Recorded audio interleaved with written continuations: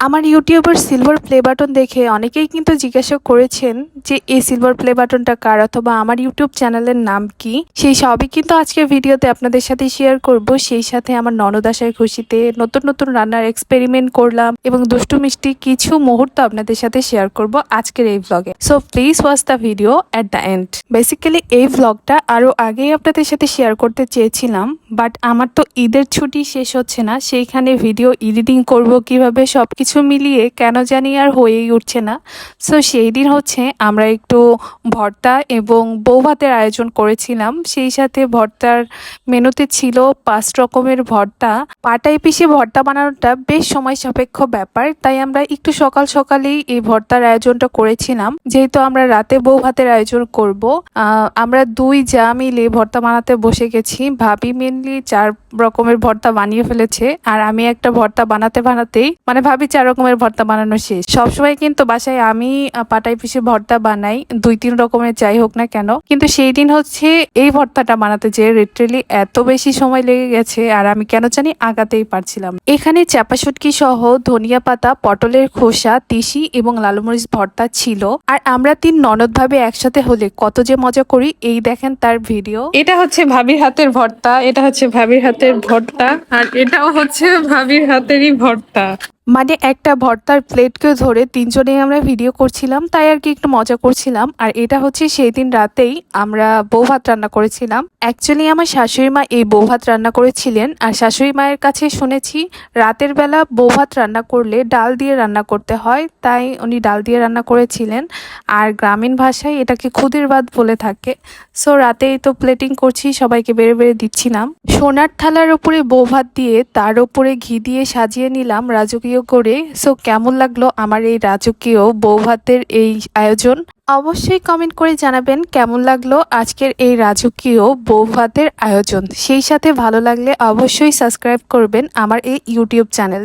এছাড়া ফেসবুক থেকে দেখে থাকলে অবশ্যই পেজটি ফলো দিয়ে পাশেই থাকবেন। এটা দেখেন 3 জন মিলে ভিডিও করা নিয়ে মানে একদম কি বলবো, যুদ্ধ লেগে গেছে আমাদের মাঝে। এরপর ডিম উঠিয়ে দিয়ে গেল ভাবি, আর ভাবি বলছে এখন করো ভিডিও।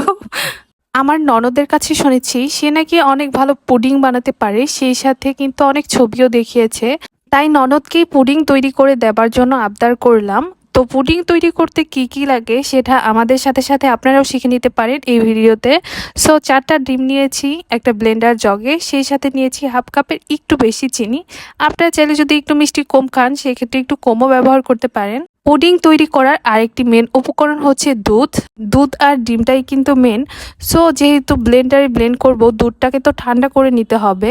এখন তো দুধ একদম গরম, সেজন্য বসে বসে এখন ঠান্ডা করছি, কি বা করার ধৈর্যে আর কোলাচ্ছিল না, তাই বড় একটা বলে ঠান্ডা পানি নিয়ে সেই দুধটাকে ঠান্ডা করতে বসে গেছি নাড়াচাড়া দিতে।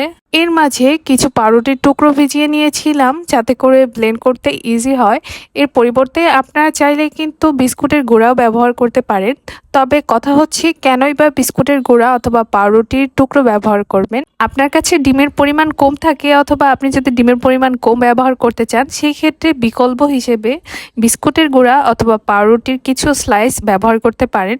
আমি অলরেডি 4টা ডিম ওয়েস্ট করে ফেলেছি। যদি পুডিং ভালো না হয় আমার শাশুড়ি মা কিন্তু একদম মানে আর কিছু বললাম না।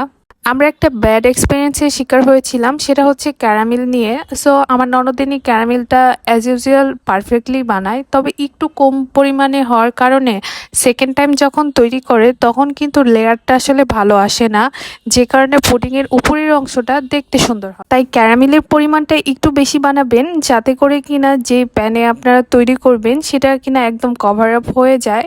এরপর একটু শক্ত করে নিতে হবে ক্যারামেলটা, দেন হচ্ছে দুধটাকে ঢেলে দিতে হবে। ব্লেন্ড করা যে দুধটা, অবশ্যই মিক্সারটা একটু ছেঁকে নেওয়ার চেষ্টা করবেন, এতে করে আপনার পুডিংটা ভালো আসবে। আপনারা চাইলে রাইস কুকারেও কিন্তু এই পুডিংটা তৈরি করতে পারবেন। এছাড়া অন্যান্য কোনো উপায় থাকলে সেটা আপনারা পদ্ধতি ব্যবহার করতে পারেন। আমরা কিন্তু আমাদের রেগুলার রান্নার তরকারির পাতিলেই এই পুডিংটা তৈরি করেছি। হাঁড়িতে একটা স্ট্যান্ড দিয়েছি এবং পরিমাণ মতো একটু পানি দিয়েছি। যে পাত্রে পুডিংটা হবে সেটার একবার 3 ভাগের 1 ভাগ পানি হবে এবং একটা শিলপাট আর পোতার সাহায্যে কিন্তু আটকে দিতে হবে যাতে করে কোনো রকমের ভাপ এটার ভিতরে না যায়। মোটামুটি 30 মিনিটের মতো কুক করলে পুডিংটা হয়ে যায়। তারপর আপনারা টুথপিক দিয়ে একটু টেস্ট করে নেবেন। যদিও না হয় সেই ক্ষেত্রে 2-4-5 মিনিট এক্সট্রা রাখতে পারেন। সো আমাদের পুডিংটা রেডি হয়ে গেছে, তবুও কিন্তু এখন ফ্রিজে রাখতে হবে। আর এর মাঝে তো প্রচণ্ড পরিমাণে ক্ষুধা পেয়ে গেছে। সো ভাবলাম পুডিংটা ফ্রিজিং হতে হতে এর মাঝে কিছু নাস্তা তৈরি করা যাক।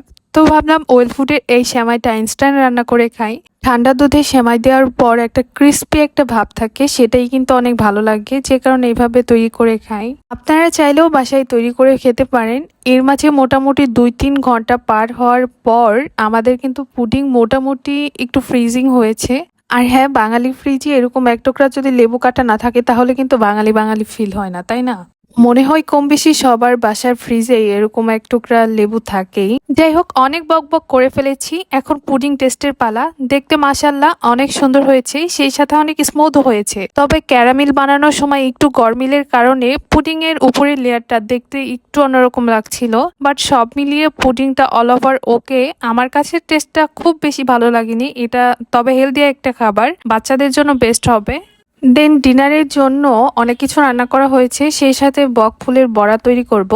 মাঝে মাঝে কিন্তু ডাল বেটে বকফুলের বড়া তৈরি করি, সেটা কিন্তু বেশি টেস্টি হয়। তবে আজকে একদম শর্টকাটে বেসন দিয়ে ভেজে নিব। ভাবি তো বকফুলের পাকোড়া বানাচ্ছিলেন, আর আমরা ননদ ভাই বউ মিলে বসে বসে শুধু কুটনামি করছিলাম, মানে ভিডিও করছিলাম। একসাথে 3জন ব্লগার থাকলে যা হয় আর কি, কিন্তু বেশি খুশিতে একটা ভালো মতো ছবি তুলতে পারলাম না। তারপর রাতে ডিনার শেষে চলে আসলাম টেবিলে আপনাদেরকে একটা গুপ্তধন দেখানোর জন্য। সেটা হচ্ছে সিলভার প্লে বাটন। আশা করছি এই সিলভার প্লে বাটন নিয়ে আপনাদের যত ধরনের প্রশ্ন আছে সব আজকে ক্লিয়ার হয়ে যাবে। আপনারা অনেকেই প্রশ্ন করেছেন এই সিলভার প্লে বাটনটা কার, আপু কবে পেয়েছেন, আপনার চ্যানেলের নাম কি, এই প্লে বাটনের চ্যানেলের নাম কি। সব প্রশ্ন ক্লিয়ার করার আগে মাথাটা ঠান্ডা করে নেই এই পোলারের ক্ষীর আইসক্রিমটা দিয়ে। সো এই সিলভার প্লে বাটনটা অবশ্যই 1 লক্ষ সাবস্ক্রাইবার উপলক্ষে পাওয়া হয়েছে, আর সেটা হচ্ছে এমডি রনিকের। আর এমডি রনিকটাকে সেটাও কিন্তু অবশ্যই বলবো। তবে একটা কথা না বললেই নয়, এই প্লে বাটনটা দেখার পর থেকে আমার তো মনের জোর আরও বেশি বেড়ে গেল কাজের প্রতি, যে নিজেকে আরও বেশি অ্যাক্টিভ রাখতে হবে, আপনাদের সাথে ভিডিও শেয়ার করতে হবে। আমি যেন আমার ইউটিউব চ্যানেলটাকে নিয়ে আরো বহু দূরে এগিয়ে যেতে পারি, সেই দোয়া বা ভালোবাসাটা চাই আপনাদের কাছ থেকে। দুষ্টু মিষ্টি অনেক ভালো সময়ের মধ্যে আমার ননদের সাথে কিন্তু পার করেছি। ইতিমধ্যে আমার ননদের যাওয়ার সময়ও হয়ে এসেছে, এবং কি আপনাদের সাথে এই ভিডিওতে আমারও বিদায়ের সময় এসে গেছে। আজকের মতো এখানেই বিদায় নিচ্ছি। আল্লাহ হাফেজ।